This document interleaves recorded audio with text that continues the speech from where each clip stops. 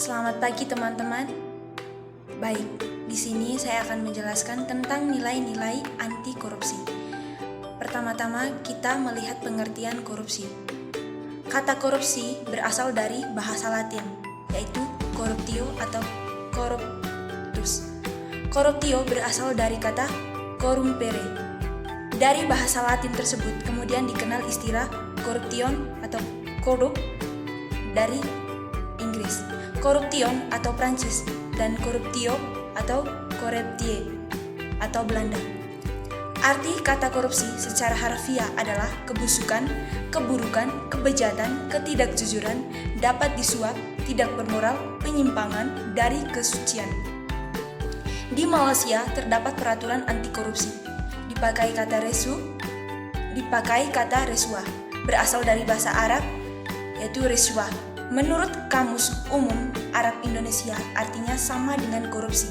Riswah atau suap secara terminologis berarti pemberian yang diberikan seseorang kepada hakim atau lainnya untuk memenangkan perkaranya dengan cara yang tidak dibenarkan atau untuk memperoleh kedudukan.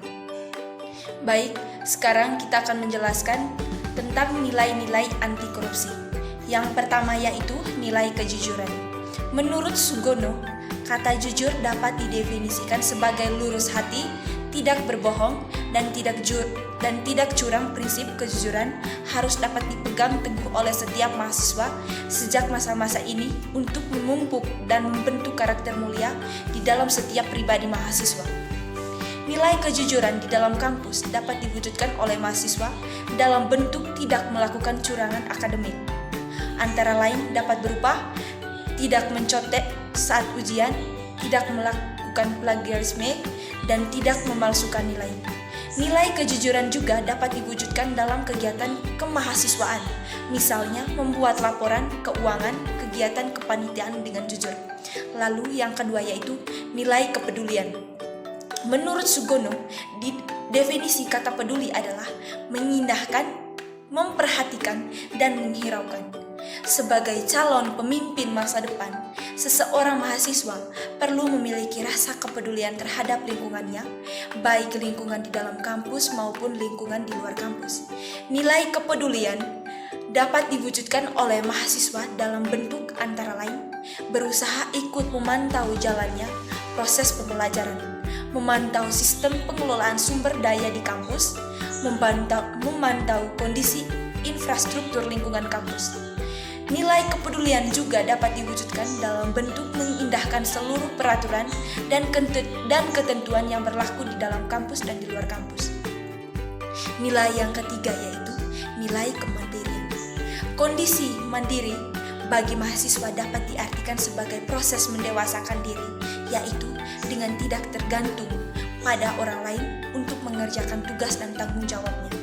Nilai kemandirian dapat diwujudkan antara lain dalam bentuk mengerjakan soal ujian secara mandiri, mengerjakan tugas-tugas akademik secara mandiri, dan menyelenggarakan kegiatan kemahasiswaan secara swadaya.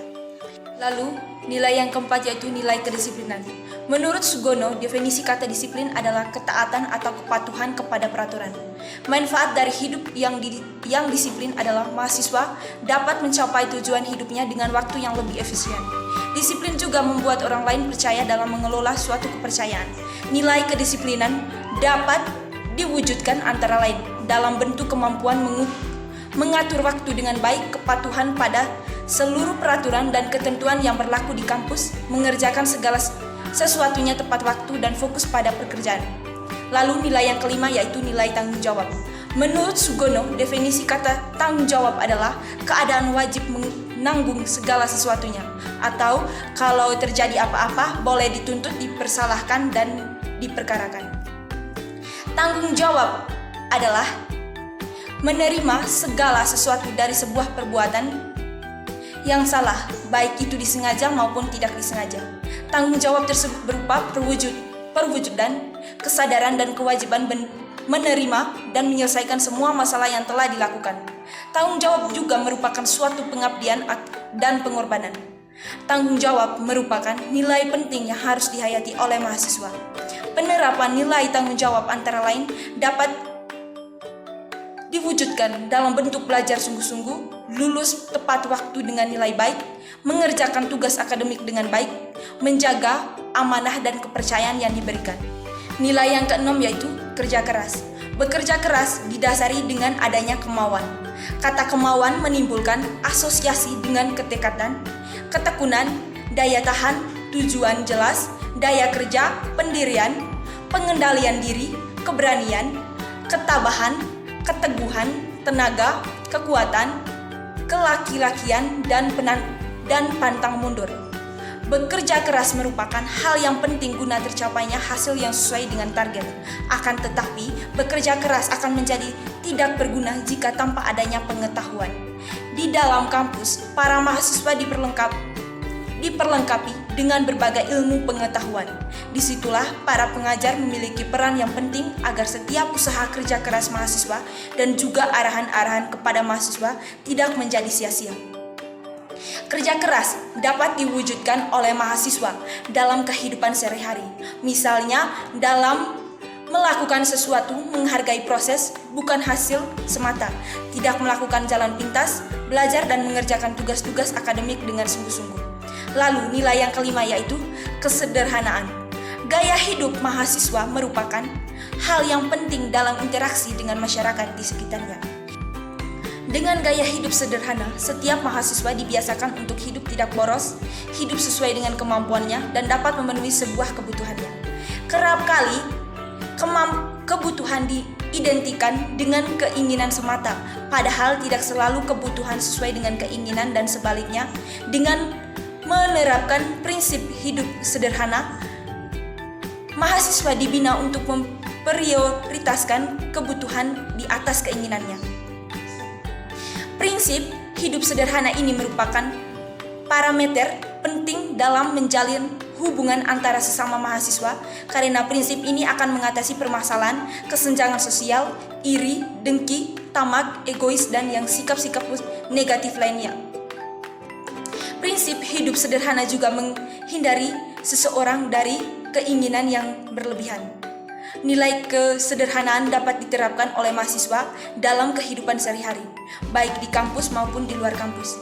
Misalnya, hidup sesuai dengan kemampuan, hidup sesuai dengan kebutuhan, tidak suka pamer kekayaan, dan lain sebagainya. Lalu yang kedelapan itu nilai keberanian. Untuk mengembangkan sikap keberanian demi mempertahankan pendirian dan keyakinan mahasiswa, terutama sekali mahasiswa harus mempertimbangkan berbagai masalah dengan sebaik-baiknya. Pengetahuan yang mendalam menimbulkan perasaan percaya kepada diri sendiri. Nilai keberanian dapat dikembangkan oleh mahasiswa dalam kehidupan di kampus di luar kampus. Antara lain, dapat diwujudkan dalam bentuk keberanian mengatakan dan membela kebenaran, berani mengakui kesalahan, berani bertanggung jawab, dan lain sebagainya. Lalu yang terakhir yaitu nilai keadilan. Berdasarkan arti katanya, adil adalah sama berat, tidak berat sebelah, tidak memihak. Nilai keadilan dapat dikembangkan oleh mahasiswa dalam kehidupan sehari-hari, baik di dalam kampus maupun di luar kampus. Antara lain, dapat diwujudkan dalam bentuk selalu memberikan pujian tulus pada kawan yang berprestasi, memberikan saran perbaikan dan semangat pada kawan yang tidak berprestasi, tidak memilih kawan berdasarkan latar belakang sosial dan lain sebagainya. Baik teman-teman, di sini saya akan menjelaskan juga bagaimana pandangan gereja terhadap nilai-nilai pendidikan anti korupsi. Baik, pandangan gereja terhadap nilai-nilai pendidikan anti korupsi dapat bervariasi tergantung pada dominasi gereja dan pandangan teologis masing-masing. Namun, dalam banyak kasus, gereja-gereja mengajarkan dan mendorong umatnya untuk hidup sesuai dengan prinsip-prinsip moral dan etika yang melibatkan integritas, kejujuran, dan tanggung jawab sosial. Oleh karena itu, gereja secara umum mendukung nilai-nilai pendidikan anti korupsi. Baik, berikut beberapa pandangan umum gereja terhadap nilai pendidikan anti korupsi. Yang pertama itu kejujuran. Gereja mengajarkan pentingnya kejujuran dalam semua aspek kehidupan. Umat diminta untuk bersikap jujur dalam tindakan dan perkataan mereka, termasuk dalam hal keuangan dan bisnis. Korupsi bertentangan dengan nilai kejujuran dan dapat merusak hubungan dengan sesama manusia dengan Tuhan. Lalu, yang kedua yaitu keadilan. Gereja menekankan perlunya keadilan sosial dan menentang tindakan korupsi yang menciptakan kesenjangan ekonomi dan sosial yang tidak adil. Gereja mendukung penggunaan sumber daya secara adil untuk kesejahteraan bersama dan menekankan tanggung jawab kita untuk membantu mereka yang kurang beruntung. Lalu yang ketiga itu integritas. Gereja mengajarkan pentingnya hidup dengan integritas, yaitu keselarasan antara kata dan tindakan. Umat diajak untuk tidak terlibat dalam praktek-praktek korupsi seperti penyuapan atau penyalahgunaan kekuasaan dan untuk hidup dengan teladan integritas dalam masyarakat. Lalu yang keempat itu tanggung jawab sosial. Gereja mendorong umatnya untuk mengambil tanggung jawab sosial dalam membangun masyarakat yang bebas dari korupsi. Ini dapat melibatkan partisipasi aktif dalam proses politik, advokasi untuk keadilan, dan pembentukan opini publik yang mengutuk korupsi. Lalu yang kelima itu pengampunan dan pemulihan. Gereja juga mengajarkan nilai-nilai pengampunan dan pemulihan. Jika seseorang terlibat dalam korupsi dan kemudian menyesal, gereja mewartakan pengampunan dan dorongan untuk berubah serta melakukan pemulihan.